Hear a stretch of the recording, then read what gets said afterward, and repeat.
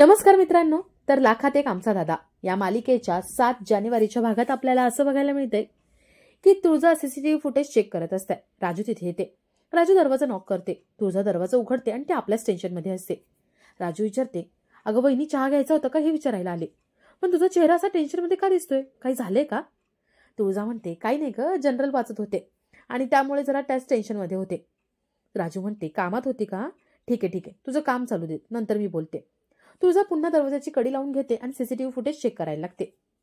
तर इकडे भाग्य शाळेमध्ये बसलेली असते. सगळ्या मुली तिच्यापासून लांब जात असतात आणि लांब बसत असतात. मुलं तिच्याकडे बघून हसत असतात. टीचर धड बोलत नाही. भाग्याला प्रश्न पडतो की नेमकं काय झाले. भाग्याची मैत्रीण दुसऱ्या मैत्रिणीला विचारते की काय झाले, तुम्ही असं का वागताय? तेव्हा त्या मैत्रिणी तिच्या कानात सगळं काय काय झालं हे सगळं सांगतात. भाग्याची मैत्रीण भाग्याला म्हणते, भाग्या काय झालं तुला सांगते, तू चल बाहेर आधी. त्या दोघी बाहेर पडणार असतात. राज त्यांना थांबवतो आणि म्हणतो, ए कुठे निघालात तुम्ही? कुठे जायचं नाहीये मॅडम येईपर्यंत, इथेच बसायचे, कारण आता या वर्गाचा मॉनिटर कोण आहे? मी, राज खामकर. जोपर्यंत मॅडम येत नाही तोवर जागेवरून हलायचं नाही. भाग्याची मैत्रीण म्हणते, ए तू कोणच रे? सूर्यदादाला बोलवेन, मग तो तुला बरोबर सरळ करेल. हिला त्रास द्यायचा नाही हा, असं म्हणून ती भाग्याला घेऊन निघून जाते. राज तिथे म्हणतो, काही होऊ दे, हिला त्रास तर होणारच. राज खूप खुश असतो आणि हसत असतो.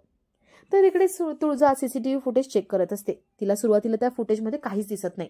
तिला वाटतं की याच्यामध्ये काहीच नसेल.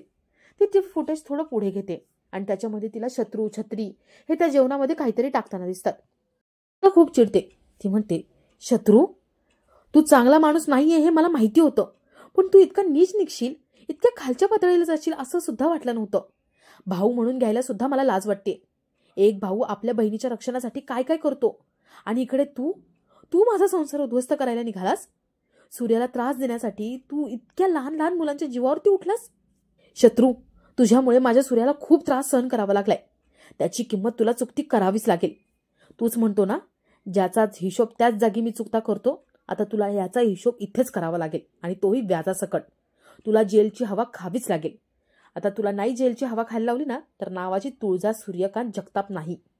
तुळजा खूप भडकलेली असते. ती एरझाऱ्या मारत असते. तर इकडे भाग्याची मैत्रीण भाग्याला बाजूला घेऊन येते. भाग्य विचारते, काय झाले सांग ना. भाग्याची मैत्रीण म्हणते, भागू तू आता इथे थांबू नकोस, तू घरी जा. भागू विचारते, अगं काय झालंय अचानक, सगळे असे का वागतायत? अगं ते जुन्या टीचर त्या अचानक बदली झाली त्यांची. नवीन टीचर आल्या त्या मला ओळखत सुद्धा नाहीये. माझं कौतुक तर सोडा, मला ओरडतायत सारख्या, माझा रागराग करतायत. माझ्या मैत्रिणी माझ्यापासून लांब जात आहेत. मुलं माझ्याकडे बघून हसतायत. काय झालं काय? मैत्रीण म्हणते, मी तुला सगळं सांगेन, पण हो तू मला आधी प्रॉमिस कर, तू टेन्शन घेणार नाही. भाग्य प्रॉमिस करते की मी टेन्शन घेणार नाही. मैत्रीण तिला काय काय घडलंय सगळं सांगते. भाग्याच्या पायाखालची जमीन सरकते आणि ती एकदम खाली कोसळते. राजचा मित्र हे सगळं बघत असतात. राजचा मित्र राजचं कौतुक करतो. राज म्हणतो, मी काही केलेलं नाहीये, भाग्याची वाट मी नाही लावली, तिने स्वतःच्या हाताने लावली. मित्र विचारतो, ते कसं काय?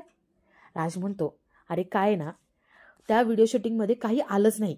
म्हणजे मी जे शूट करायला गेलो तसं काही झालंच नाही. पण भाग्याला वाटते की माझ्याकडे खूप मोठा डेंजर व्हिडिओ आहे आणि त्यामुळे ती खूप घाबरलीये. तिला असं वाटतंय की तिची वाट लागली, पण ही मी वाट नाही लावली, ती तिने स्वतःच्या हाताने लावली. हा व्हिडिओ काय रे, फुसका बार निघालाय, पण या फुसक्या बारामुळे एवढा मोठा धमाका होतोय, मला आनंद होतोय, असं म्हणून राज हसायला लागतो. तर इकडे काजू पुड्या दुकानामध्ये नाचत असतात.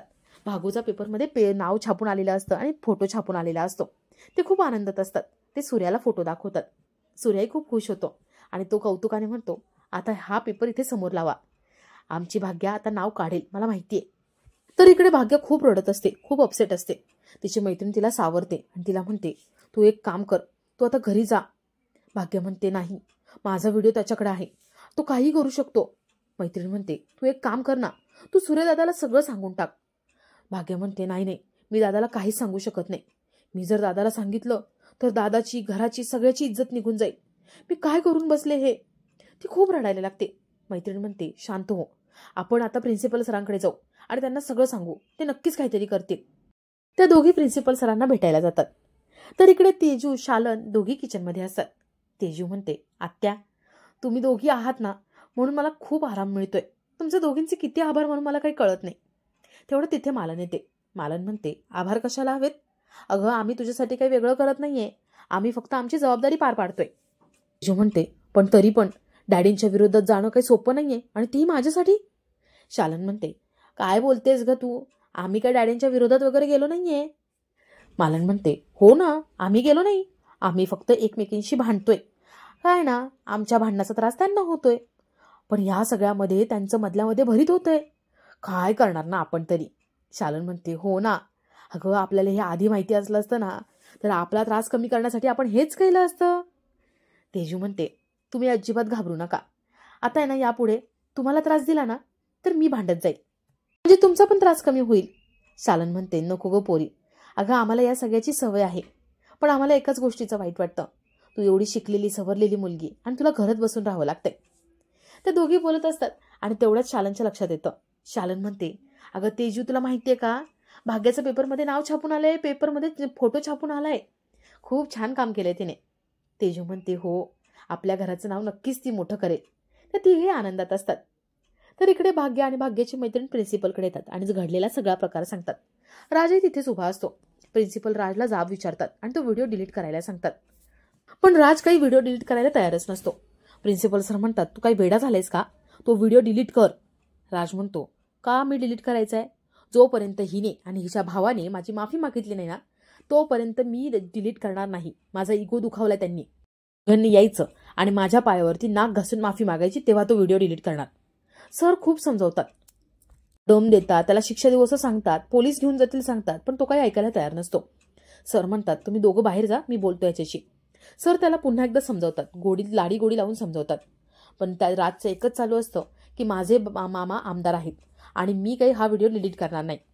प्रिन्सिपल डॅडींची भीती दाखवतात, पण तरी तो ऐकत नाही. प्रिन्सिपल त्याला फरफटत घेऊन जातात. तर इकडे सूर्या तेजूला भेटायला घरी आलेला असतो. खरवससाठी त्याने दूध आणलेलं असतं. तो तेजूला आवाज देतो. तेजू बाहेर येते आणि सूर्याला भेटते. शालन मालन दोघी निघालेले असतात. शालन म्हणते, मालन तू कुठे निघालीस? लक्षात नाहीये, आपलं भांडण चालू येते. मालन ठीक आहे म्हणते आणि शालन बाहेर जाते. सूर्या तेजूला खरवससाठी दूध देतो आणि तिच्या हातावरची जखम बघतो. तो विचारतो, हे काय झालंय? कसली जखम झालीये? तेजू खोटं सांगते.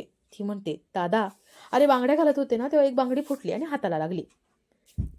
डॅडी म्हणतात, अहो सुनबाई, जरा जपून काम करत जा, तुमच्या दादाला वाटेल आम्ही जाच करतोय ते. सूर्या म्हणतो, नाही डॅडी, ते शक्यच नाहीये. मला माहितीये तुम्ही माझ्यापेक्षा जास्त काळजी घेत असाल. शालन त्याला चहा द्यायला सांगते. तेजू त्याला चहा देते आणि या सगळ्या दरम्यान मध्ये जो फोटो छापून आलाय तो डॅडींना दाखवतो. डॅडींना अजूनच राग येतो. तेवढं तिथे काही लोक येतात. सूर्या म्हणतो, डॅडी तुम्ही तुमचं काम करा, मी जातो. सूर्या निघून जातो. तर इकडे तुळजा खूप विचार करत असते. तुळजा म्हणते, सूर्याला अडकवण्यासाठी शत्रू आणि डॅडी तुम्ही हे कारस्थान केलं? तुमचं एवढं मोठं काय बिघडवलं होतं? तुम्ही ह्या थराला पोहोचलात. पण डॅडी, आता मी तुम्हाला शेवटचं सांगितलं होतं, सूर्यापर्यंत मी कोणाचीही वाईट नजर पोहोचू देणार नाही. सूर्याच्या वाटेत काटे पेरणाऱ्यांना मी अजिबात सोडणार नाही. तो माझा भाऊ का असेना, मी आता शत्रूला तुरुंगामध्ये पाठवणारच. यावेळी सूर्याचा साधेपणाचा फायदा मी तुम्हाला उचलू देणार नाही, कारण माझ्याकडे त्याला दाखवायला पुरावा आहे. तुळजा विचार करत असते आणि तेवढ्यात तिला मोठमोठ्याने आवाज ऐकू येतो. ती बाहेर जाते. रिक्षा फिरत असते. त्या रिक्षामध्ये सांगितलं जात असतं की डॅडींच्या घरी मकर संक्रांतीनिमित्त बायकांसाठी हळदी कुंकवाचा खास कार्यक्रम ठेवलाय. तुळजा मनात विचार करते. ती म्हणते, अच्छा, हीच चांगली संधी आहे. माझ्या सूर्याची सगळ्यांसमोर अब्रू घालवली होती ना, आता शत्रू तुझं कारस्थान मी गावासमोर आणणार. निंबाळकरांच्या घरची माणसं कशी आहेत, त्यांचे चेहरे कसे आहेत ना, हे सगळ्यांसमोर येऊ देत. तुळजा विचार करते आणि आपला आजचा हा भाग इथेच संपतो.